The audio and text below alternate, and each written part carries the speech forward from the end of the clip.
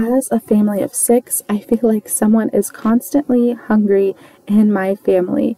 We are a from scratch home and we try to eat healthy. So I feel like I'm always in the kitchen. So today I'm going to show you what I have prepared for my family throughout the week.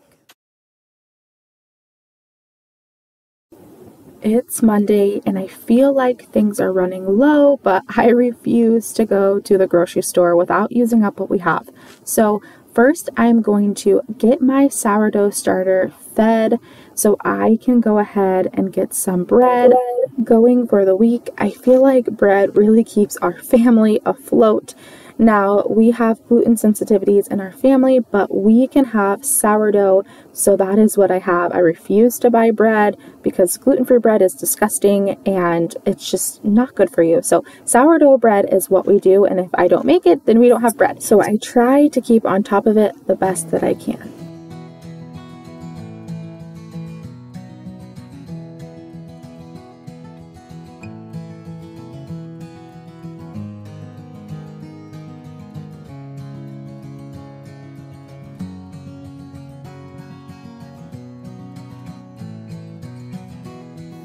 I've said it before in other videos, but I do not weigh out my starter when I'm feeding it, or in general. I just am a scoop and eyeball type of sourdough girl. It has really worked for me over the years, and it is less complicated, which is what I need in the season of little kids. I'm just going to go ahead and get the sourdough sliced up. I used half freshly milled grains for this one, so it's not as big, it didn't rise as much. I'm still trying to figure out the perfect recipe for that. I'm just going to get this put into a glass container so we can be eating on it, which realistically I think this lasted like a day. My kids love bread, and when you have a lot of mouths to feed with sandwiches and stuff, this really doesn't last very long. I'm going to take the ends of this bread to just kind of cut up and make croutons. I was planning on making a salad and putting these on top, but I never got to it, so they are just sitting in our pantry ready to go for whenever we want a salad.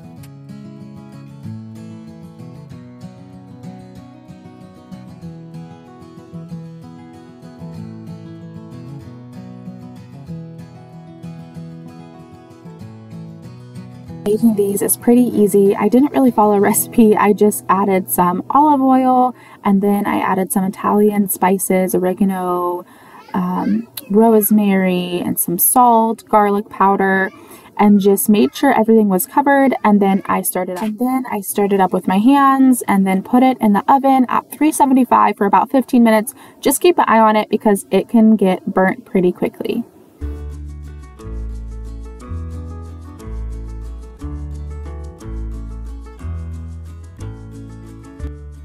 About a year ago, I stopped buying the spray oils and found this glass reusable spray bottle. So I just fill it up with oil and it's good to go, and it is a game changer and saves you lots of money, which I am all about.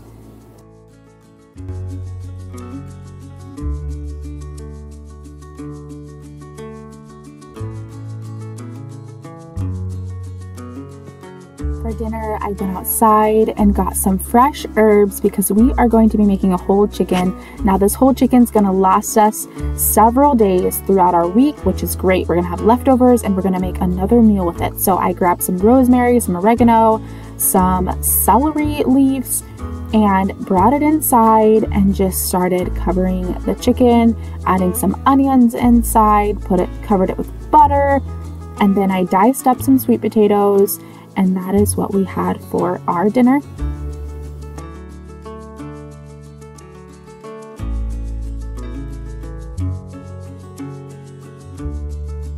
evening got away from me pretty quickly, so I didn't get a whole lot of footage, but I did take this quick video of the finished product of the chicken. The next day, I went outside and harvested some of our tomatoes. We have an abundance of tomatoes, which is awesome. I feel like every year our tomatoes haven't grown very well, but this year they are flourishing, and I'm just really proud and excited to make some salsa. It ended up starting to rain, and so I had to cut this kind of quick. I was fine when it was just kind of light rain, but then it picked up, so I went inside and didn't get around to coming back outside till the next day, actually, to finish getting all of our kale.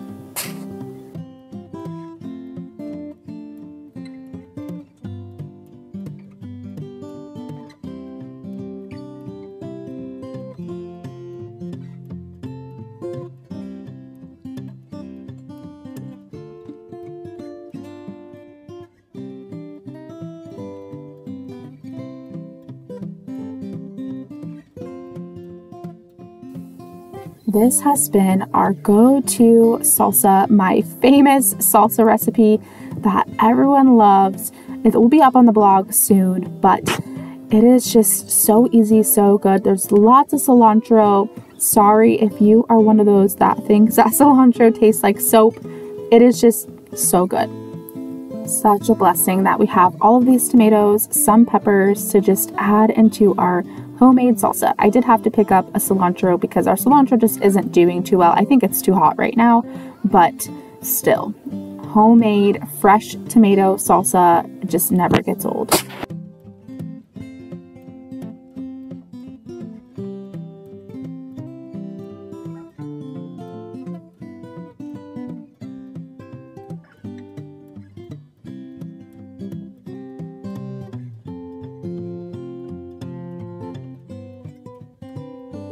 Actually making the salsa during lunch to go drop off some food for my husband. He forgot his lunch, so I just obviously had to test it beforehand, and it was perfect. That evening I decided to take out what we had left of the chicken. The night before we had just the leftovers, the same thing, the chicken with the sweet potatoes, but tonight I wanted to do something different, and so we decided to make some chicken tacos. We call them greasy tacos. So find a high quality, healthy oil, and you're gonna put that in your cast iron. You're gonna take your shredded chicken, and then you kind of want to make sure you have a apron or clothes that you're not really in love with, because you're probably gonna get oil splattered on you. But just put the chicken inside a tortilla, and then you're going to just fold it and add it into the oil and let it cook.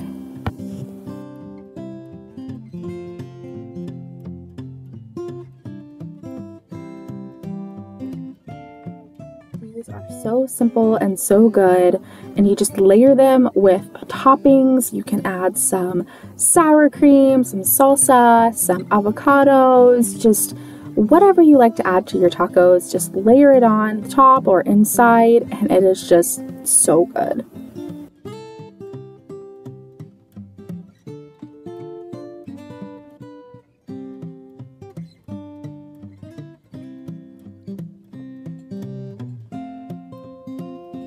Now, being in the kitchen and cooking food from scratch for your family sometimes can feel like a lot of work, and resentment might even come up when the kids and dad are playing outside and you're stuck in the kitchen.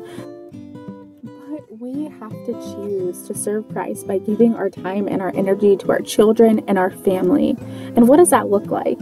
Choosing to be a servant mother means willingly giving up ourselves, our expectations, our time to do the task of mothering, and choosing to believe that doing so is the best use of our time at that moment. It means that by faith, we have already made a decision to make ourselves available in the routine tasks and myriad interruptions of daily life, because we believe it is God's will for us to serve our family through them. Making this choice ahead of time means we will expect problems and needs to arise and be ready to deal with them in peace instead of impatience and resentment.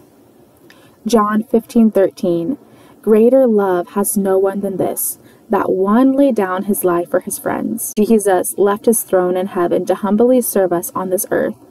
He gave us an example to follow. He gave his life so that others might live. More than anything else, being a mother should help us to understand this verse.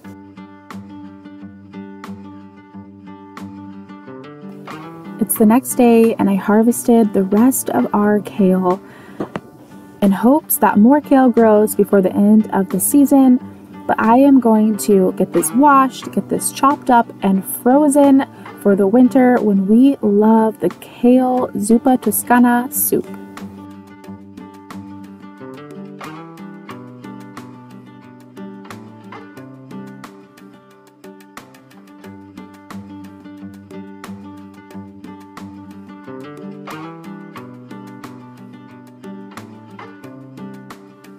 This was actually pretty time consuming. I know us Americans and the world really, we love convenience, but it is just so rewarding when I am able to bring something in from the garden that I've planted that God has provided for my family. And I've seen where it's been grown, I've seen what's been done to it, and I can bring it in and save it for the winter when things aren't really growing. And it's going to be so special when we are able to eat the soup with the homegrown kale in it.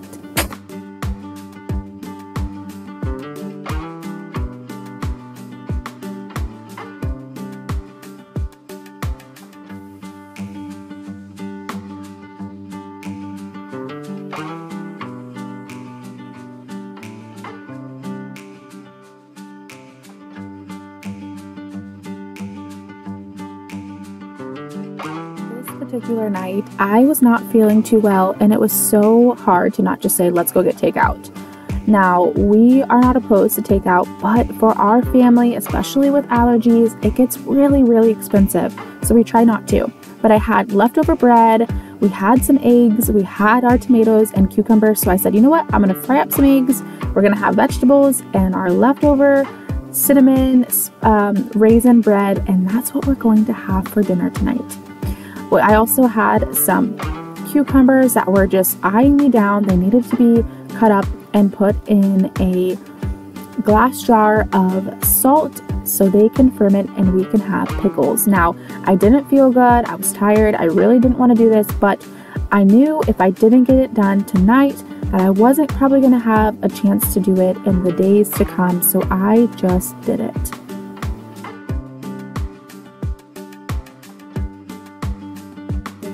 Several different ways you can make pickles. I wanted the good bacteria, the fermentation from these pickles, so I decided to just do and so you're just literally going to use some high quality salt.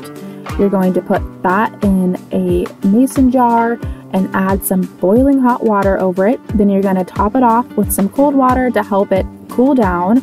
Then you're going to add your cut up pickles to another container.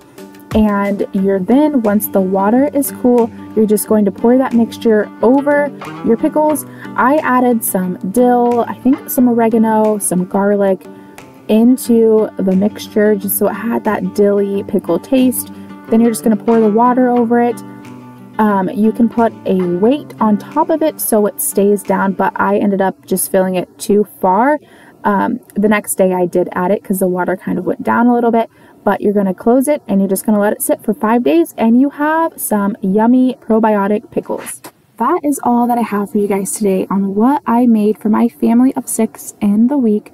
I did forget to record the days where we had our leftovers, but it was the same meals. So that is what we did. If you love this kind of video where I share what we eat in the week, comment below so I can do more. If you're new here, welcome. If you're returning, hi friend. I'm so glad you guys are here. I will catch you guys on the next one. But in the meantime, click one of these videos. I'm sure you'll love it. And I will see you guys over there.